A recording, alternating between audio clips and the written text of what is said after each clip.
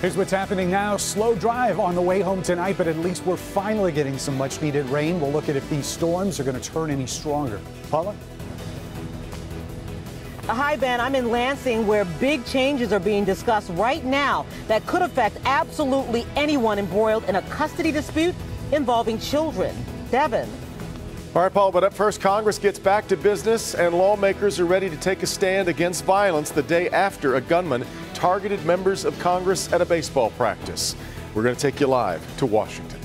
Live from downtown Detroit, Local 4 News First at 4 starts now. Good Thursday afternoon. I'm Devin Scillian in for Karen tonight. In just hours, Democrats and Republicans will share the same field after both parties decided to move forward with their annual baseball game in a show of unity and a show of strength. Quick update first. Right now, Congressman Steve Scalise remains in critical condition after undergoing his third surgery this afternoon. Oakland County native lobbyist Matt Micah, injured in the shooting, also still in the hospital, as is one of the members of the Capitol Hill police force that was there. A congressional staffer shot in his leg has been released and credits the two Capitol police officers for saving his life as well. I'm okay. I'm very blessed to be alive. And thank goodness for Agents Bailey and Greiner. You know, as y'all said, without them, there would have been tremendous loss of life, and I probably wouldn't be talking to y'all. That's pretty much been the take from everybody who was there yesterday. Matt Micah's family, meanwhile, has released a statement to Local 4, and it reads, Matt was shot multiple times in his chest and arm and suffered massive trauma. He remains in critical condition in the ICU at George Washington University Hospital. He requires assistance to breathe and will need additional surgeries. Matt has been alert, conscious, and communicating through notes. Our thoughts are with Matt and his family back here. It has been a very emotional 2 days at the U.S. Capitol as lawmakers grapple with this violence that has threatened a congressional tradition, but that charity baseball game, as I mentioned, is going to go on tonight. Let's get back to Kimberly Gill. She's outside Nationals Park in Washington with more on the mood at the Capitol today. Kim? Hi, Devin. Good afternoon. Well, as you mentioned, they went back to work today, and for the most part, it was a regular day. I guess as regular of a day that it could be, considering the circumstances that happened on yesterday. And when I say regular, I mean, you know, they had debate, they had votes. I was able to talk to a couple of our Michigan representatives, and they described to me what it was like going back to work and the emotion being there on the floor today. Take a listen. It's been really emotional. I mean, just as I run into my colleagues, some of those people who were there at the site of the shooting, who were, you know, really threatened by it, it's just hard to have those conversations and hear what they went through. So yeah, it's been a tough day and a half or so. I mean, so many hugs on the floor, so many acknowledgments. I'm glad you're okay. You know, everyone's praying for those who are injured. So it's that coming together. I hope it lasts. And both Representative Kildee and Representative Lawrence talked about, too, the importance of being here and playing this game tonight that is set to take place about 7 o'clock. We will be here for that. We'll have live reports throughout the day at 5, 6, and 11. Until then, Devin, we'll send it back to you for the news of the day in Detroit, and we'll see you coming up a little bit later. Yeah, quick question, Kimberly. I've been thinking a lot about the staff members. I think the members of Congress know that they're high profile and that they might be targeted. But after I talked to Kelly Ford yesterday, who's Mike Bishop's communications director, and it just got me thinking about these poor staff members who find themselves in a situation that maybe they really don't expect to be a part of. You're right. And everybody that I talked to, Devin, they're worried. But you have to live your life. And that's pretty much the sentiment of everybody that I spoke with. It's unfortunately the world that we live in now, and they are aware of that. But as you said, they have public jobs. They want to be close to the public. A lot of times that involves them telling the public where they are at any given time. And if it can happen at an innocent place like a baseball field, it can happen anywhere. So certainly it's something on all of their minds. All right, Kim, stay with Kim and me through 5 and 6 here, and then watch Lester Holt and the entire NBC team on Nightly News tonight at 6:30. We'll get back to Kimberly in Washington a little later on. In today's first forecast, that tricky summer combination, heat and humidity, which can end up adding up to storms. Ben? Yeah, but thank goodness there is a good bit of rainfall in some of these thunderstorms, and they are not severe right now. Most of these are in our metro and north zones, with just a few lightning strikes that are showing up. But the city of Detroit has been one of the big winners so far. We've gotten a good dose of rain, especially on the east side and heading out towards the Grosse Pointe. You can see more activity going all the way up into the Thumb. And if we do see any of these thunderstorms turn a little bit stronger, it's just a marginal chance, the lowest risk that we have. So we'll look at that. And if you don't get any rain tonight, we do have plenty more chances going through Father's Day weekend. More on that coming up in a few minutes. Devin? Ben. Now to a tragedy in Harrison Township as a toddler is dead after drowning in a canal. It happened around 7 o'clock last night at a home on Malice Street. Police say that's where a family was barbecuing when 19-month-old Chloe Lawson wandered off and fell into the canal. Lawson wasn't breathing when they got her out of the water, and she was pronounced dead at the hospital. Police continue their investigation. Jason Colthorpe spoke with the child's father, and you'll hear that emotional interview coming up on Local 4 News tonight at 5. 2 of the 5 people charged in connection with the Flint water crisis were arraigned in court today. That includes Nick Lyon, the Director of Health and Human Services. He's accused of failing to alert the public about the outbreak of Legionnaire's disease. He's charged with involuntary manslaughter. Dr. Eden Wells is the state's chief medical officer, charged with obstruction of justice and lying to an investigator. 3 others were charged yesterday. They have not made their court appearance, but that's expected to happen pretty soon. The emotional trauma surrounding an immigration roundup this weekend is continuing today. Relatives of those taken into custody this weekend have now traveled to the detention center, which is in Youngstown, Ohio. That's where they've been trying to see their loved ones, and our Priya Mann is there as well. Priya? We're in Youngstown, Ohio this afternoon outside of the Northeast Ohio Correctional Center. Families have started showing up here. Their loved ones are detained inside of this facility, many of them detained on Sunday in raids by ICE agents. To wake up to people beating on the doors and the windows just to say, you're ready to go, it's time to go. I mean, no forewarning, no nothing. So I cannot see that America will send him over there just to kill him. Like, if they were going to kill him, they should just kill him here. It's going to be the same thing. Tonight, we're talking to families who are saying their final goodbyes to their loved ones while they hope this lawsuit may be the answer to keep their loved ones from being deported. Reporting from Youngstown, Ohio, I'm Priya Mann, Local 4. All right, Priya. Divorce is, of course, rarely easy, and it can often turn into a kind of battlefield when child custody is at stake. Well, now Michigan lawmakers are considering a bill that would guide judges to make joint custody arrangements, shared 50-50 custody, a first priority. Paula Tutman, though, found that bill is running into some serious opposition, and she's in Lansing today. Paula?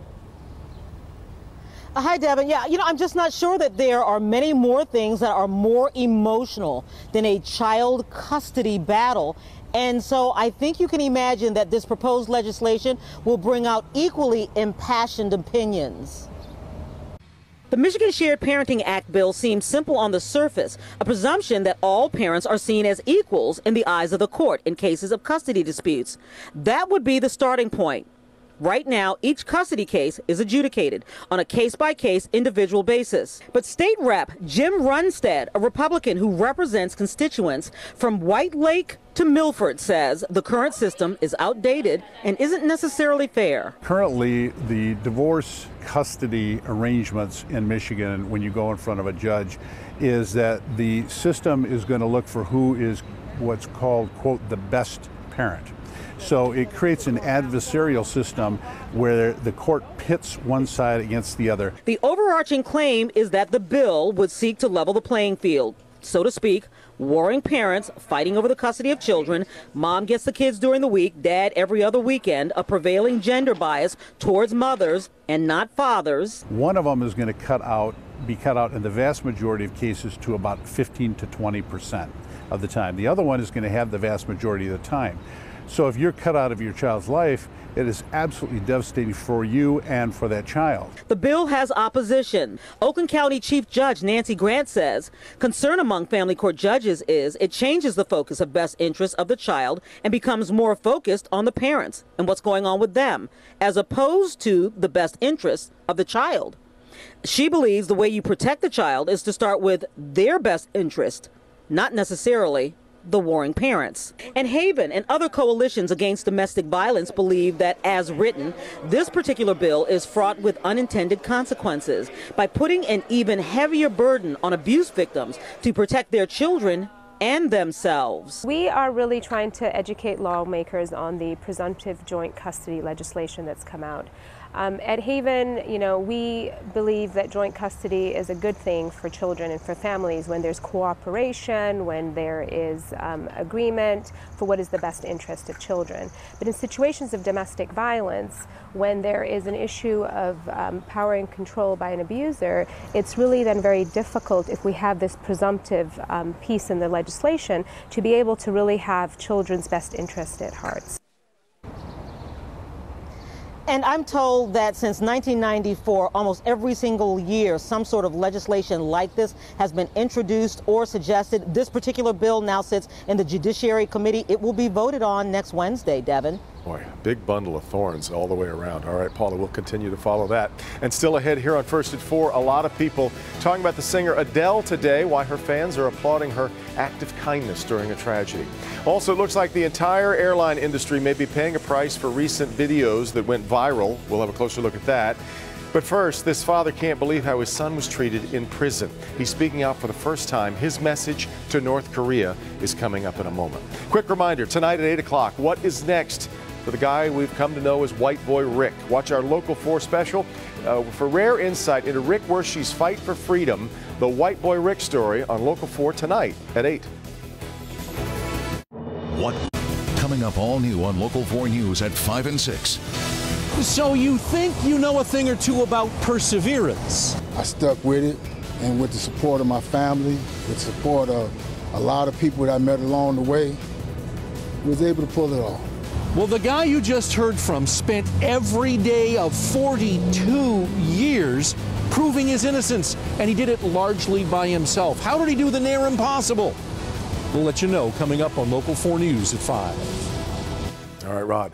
The father of an American college student is lashing out at North Korea today over the treatment of his son. Otto Warmbier has now been back in the United States for almost 2 days, but he is in a near vegetative state. They're calling it a kind of wakefulness that's unresponsive. The student stole a political banner while in North Korea. The country called that a hostile act, and he was sentenced to 15 years of hard labor. Well, his father can't believe that he got sick and that his family wasn't told until just before his release.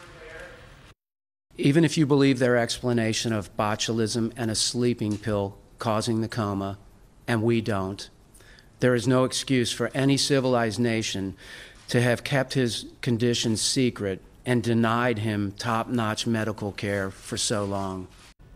And after that, doctors are now late this afternoon saying they can find no evidence of botulism, but they have found evidence of a brain injury. North Korea so far, no real comment about his condition, only releasing a short statement saying he was released for humanitarian reasons.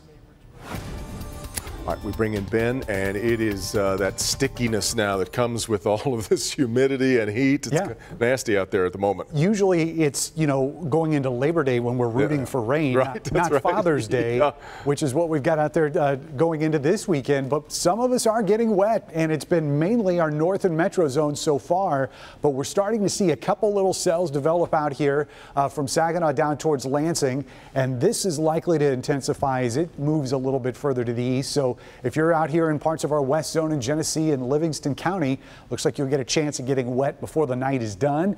And going downtown to the ballpark, possible that a thunderstorm could be showing up. We've had plenty of them around the city so far today. 80 as we get towards the first pitch, and temperatures falling into the 70s. Any of those thunderstorms should be coming to an end before that game does. So even if there is a delay, it looks like they'll be able to get it in downtown. You can see off in the distance where the showers and thunderstorms are as you look from Windsor back towards Detroit.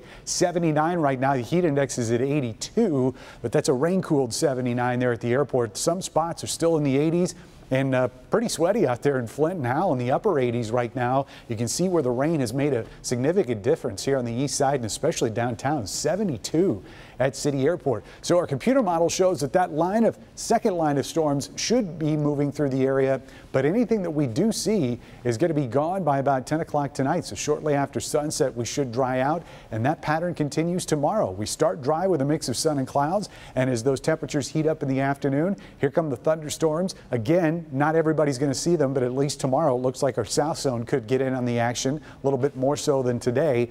And Saturday doesn't look a whole lot different either. We will see some changes though as we get into Father's Day Sunday. So 67 tonight, thunderstorms coming to an end early. High temperatures tomorrow still in the 80s, and again, some of these will be rain cooled depending on where those thunderstorms pop up, but we should hit 88 in the city. South zone temperatures tomorrow will be anywhere between 87 in Onstead and 89 down in Lambertville. West zone temperatures, a lot of mid and upper 80s, possibly as warm as 87 down there in Ann Arbor. And our north zone tomorrow, staying away from the 70s. Everybody's in the 80s tomorrow as per high temperatures, at least north of M59. So temperatures will be in the 80s through Father's Day Sunday. We start cooling down next week, but that chance of thunderstorms on Sunday should be in the morning. And speaking of thunderstorms, let's take a look at Meyer out in Troy right now. Our Andrew Humphrey is out there. And Andrew, are the storms driving folks to the weather radios? Ben, you're absolutely right. Here in Royal Oak, in Troy, anywhere in southeast Michigan, these can be lifesavers. It's another weather radio day, ladies and gentlemen. $5 off these NOAA weather radios to keep you and your family safe. They're like smoke alarms, but for severe weather. We got folks who have been lining up this afternoon. We got personnel who are here also. A couple of deals here. You can see all the information that's here. In addition, when you buy a NOAA weather radio from here, we're at the Meyer in Royal Oak. We'll give you batteries for free to load it up, and we have programmers here, just like Jim you see right here, to help out as well so they can program it for your home and your county. Guess what? We've got Oakland County's newest, freshest emergency services manager right here. We have Mr. Tom Hardesty that's here. Tom, congratulations on the new job. I know you've been on the new job for a couple of weeks or a couple of months. Why are these NOAA weather radios so important? Well, these radios are important because they give a family instant notification. The moment the National Weather Service issues a severe weather watch or warning, that notification goes to the family, gives them an opportunity to take shelter before that weather hits. Tom, thank you very much. Couldn't have said it better myself. So come on out here and join us. Get your NOAA weather radio. We'll hook you up right here at the Meyer in Royal Oak. Ben, back over to you. Yeah, Andrew, our last event of the season, so come out and see him at Meyer in Troy. So Devin, back to you. All right, Ben. Well, there was some news from the Bill Cosby jury today. Any closer to a verdict? We'll have the latest coming up here in a second. But first, new developments in this devastating high-rise fire in London and why the British Prime Minister wants answers very quickly.